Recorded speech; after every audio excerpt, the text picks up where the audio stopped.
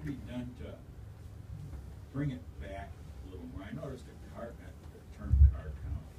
Belleville Nationals was only, what, 20-some cars? And Sun Prairie, I go there occasionally, and now they're down to 14.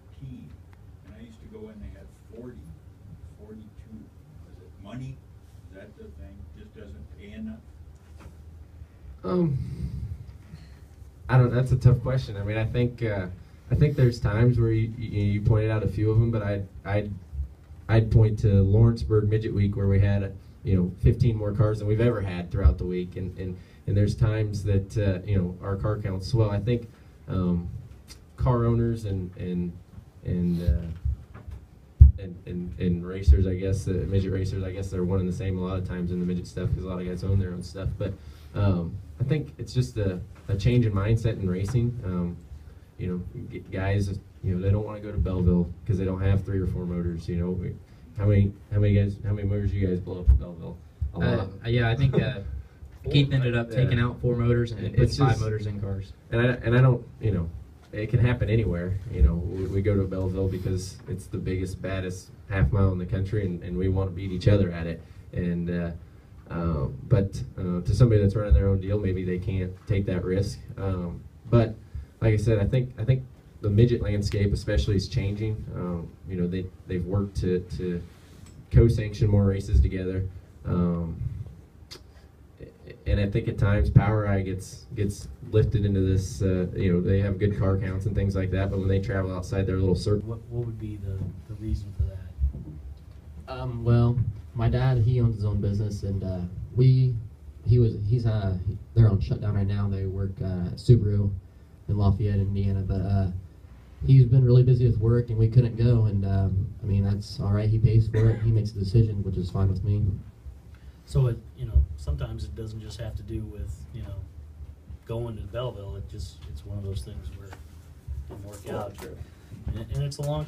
We're here last year in this forum, and we were talking about the growth of your own team and the direction that you want to go with becoming growing that team to the point where you can race anywhere, anytime with it against Outlaws, All Stars, whatever.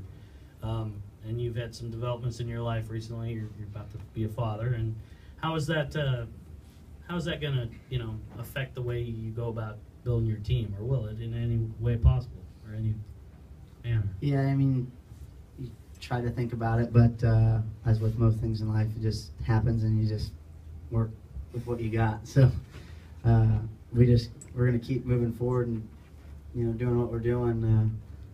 That's how I make money, so I really don't have much of an option. Do you?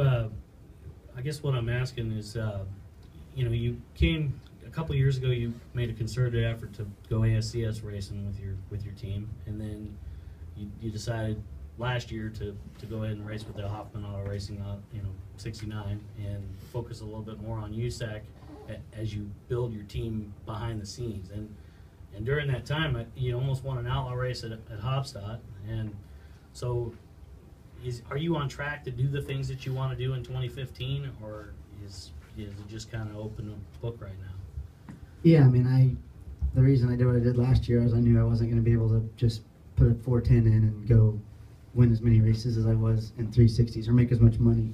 So I had to have something that I knew I could pay the bills with, which would be the Hoffman deal. Something a little more stable and doesn't cost any money for me to race. And then, you got to take your licks when you change to do something else. I mean,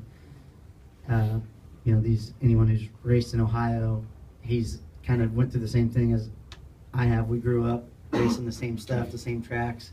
You learn how to race, and then you go over there, and they're all doing it different, and you're like, what's going on? You don't even, you're trying to run the bottom, and they're just blowing by you in the middle of the racetrack in the dust. So it's a big change, and I think I made some big improvements from last year to this year. I got, at one point I was really, you start doubting, like, what, is this going to happen? Am I going to be able to figure it out? And then we figured it out, and we've been running the front now. So, I really don't know what I'm going to do next year. Probably right now, probably something similar to what I did this year, and hopefully just keep building it up. I think I built some fan bases in other parts of the country this year that I didn't really have before. So that always helps, the little people that, when you go here, hey, here's a little bit to help you get out here. Or, hey, here's, I had one guy give me money for the car wash. Every little bit helps. And so it's, we actually rely on the fans in other parts of the country to help us do what we do, buy T-shirts and all that stuff, and that helps us go up and down the road. Couple things there. One, you guys have you go into any USAC race now, you see a lot of bacon shirts. You go anywhere, you see a lot of bacon shirts, and credit CC on it for pushing that. And you've actually kind of given USAC and that outlaw kind of mentality. Now all the teams are basically starting to really push their merchandise, and that's really incredible to see.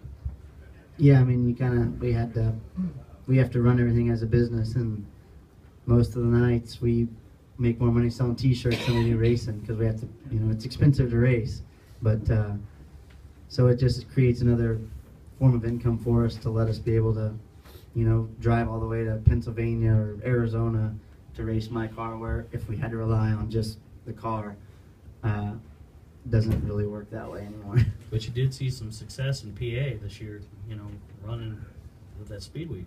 Yeah, that was a big confidence booster. Winning at Path Valley was cool, but probably, the biggest confidence booster was running second at a real posse track, Lincoln. They don't run Path Valley, but like once or twice a year, and it's kind of right up my alley, a little bitty short track. So, but then running good at Lincoln was pretty cool. Brian, you'll be doing some wing racing next year, more wing racing next year. What can you tell us? I can tell you, the more time we spend at Dingus, the more options I got. That's usually where the deals happen here. That's right, absolutely. No, I mean, I'm obviously at this point certainly open to anything, and we've got a couple different things, irons in the fire, I guess. But it's no secret that I want to do more wing racing, and I feel like at this point in USAC, the carrots left to chase are the all-time records and things like that, which are certainly great. And attainable for somebody your age. If we were able to stay healthy and have, be like Dave, where I'm, kicking and as competitive as he is right now, certainly. Yeah. Obviously, the money has a lot to do with it. Owning my own team, Wing Series realize that they have to take care of the teams or they don't have a series. So non-wing doesn't seem to be as keen on that. So I couldn't afford to race a non-wing team by myself, but I can afford to provide enough money to race a wing team racing the wing sprint car races. Does that have anything to do with sponsorship, or is it more just? Some of it maybe, but most of it is usually when you go to a wing race, if you're running a full series, you're getting money to come, you're getting pit passes, there's more races, and at a USAC show, not saying there's anything wrong with it, but if I finish 5th at a USAC race, it pays $900, and I can finish 10th at an all-star race and get $1,000. Yeah, that's a big difference. Any questions? At Indy, gonna try and race here at Knoxville if the weather will let me. But it's been pretty cool to get to do some of the things that I've got to do, and hopefully they keep coming along and we'll keep doing them. But I love what I'm doing. I grew up, when people asked me what I wanted to be a sprint car driver, and then I just happened to get the opportunity to do some of those other stuff. So I've got 2015 Indy 500 covered. I guess hopefully that'll continue to be a long-term. If it's Indy only, that's about what I'm interested in. So that's a perfect fit, and just kind of go from there. It's I tell guys like Parker, the young guys coming up, you got to race because you love it, and that's what that's what you want to do. If you're worried about the end game, it's a lot harder to get there, man. It's tough. So you just got to do this. It's such a grind to run as many races as we run. It's a lot of fun. It's a lot of fun, but it's a grind, and you got to be out there enjoying it. Not out there, trying to finish your education or whatever. You got to be out there doing it because you love it. I mean, I guess my answer's similar to theirs. It's I'm living my dream right now. As a kid growing up, I just wanted to be able to make a living driving race cars and race 40 days a year. So I'm living my dream right now, and whatever paths may come along, whatever paths may come along, I'll be looking forward to take and try it out. But as far as what do I see myself doing in 5 years, I don't know. It's if I'm running USAC midgets and sprint cars whenever I can, I'll be happy. What's the date off for? Yeah. Christmas. Christmas, New Year's, whatever. It's a good birthday. Yeah. Yeah, I mean, like, now it seems like when young kids are racing, they're like, I want to be in NASCAR, I want to be in NASCAR, but I'm sure Brian can say the same thing. When I was growing up, when basically it seemed like the World of Outlaws was at its prime, you said, I want to be a World of Outlaw driver.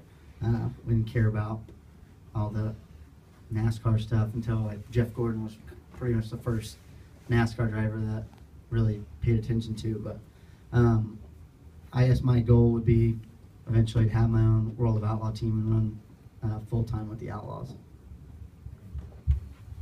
I definitely want to run the World of Outlaw Tour one year. I don't know if it's going to be next year or 10 years from now, but I just feel very comfortable where I'm at in my career, racing with Keith Coons and Paul Silva and the whole sprint car side of it.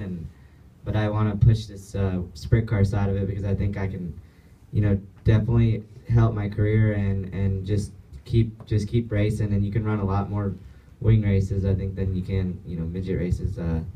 I'm not too close to the non-wing sprint car side, but I would also like to run some Silver Crown races one day too. Christopher said you were running SmackDown. I want to. The question is, will you be allowed to? I don't know. I hope. Yeah, how do you make that happen? SmackDown and Calistoga I want to run. Yeah. Just jumping right in. Where's he gonna go right to SmackDown and Calistoga? Might as well run 4 Crown too. Yeah, Yeah. Oh. I'd be fine. all three. Yeah, you'd be fine out there. I would. I didn't never got around racing until I was about 9 years old. But I met Brady when I was about 10, and I've always looked up to him just because he's always been my mentor. He's always taught me and to better myself. And Darlin and Hod, they're two pretty cool guys. Steve Kinzer was definitely one of my biggest idols, and also my dad. Racing used to be big in Tulsa, sprint car racing. So I had the chance. I got to go to, see 410 sprint cars every Saturday night through the summer, and we got outlaw races and stuff. So I've always grown up being a Steve Kinzer fan. You either had to be a Steve Kinzer fan or a Sammy Swindell fan. I was raised Steve Kinzer, so I do. I actually know Sammy and Kevin and them now, and have a lot of respect for him, but this can't really change.